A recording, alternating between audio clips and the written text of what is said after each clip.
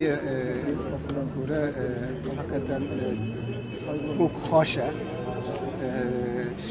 Şeş adet ambulans bajarime rahat.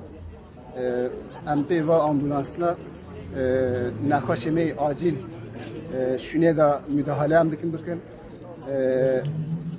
Gerek bu hem ve nakhaşeme ve ambulansime ra bu nakhaşhane ve nakhaşeme daha rahat, daha doğru hizmet dikin her gün.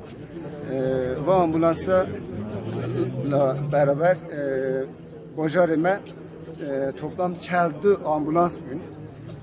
Acil sağlık hizmetlerime ve ambulanslara daha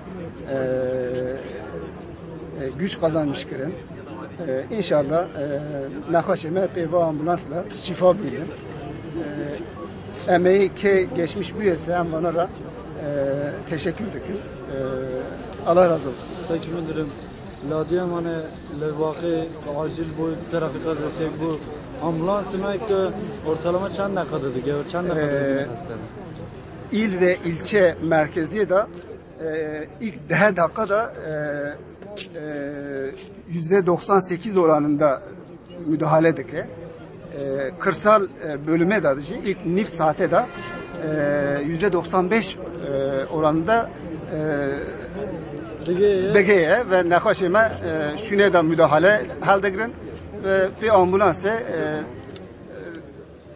dün nakhaşhane ve burada doktoreme, hemşireme müdahale kadıkın. Zar sad çeldu nakhaşa şune de müdahale kirine ve nakhaşna bir ambulanse sevk hastakhane nakhaşhane kirine.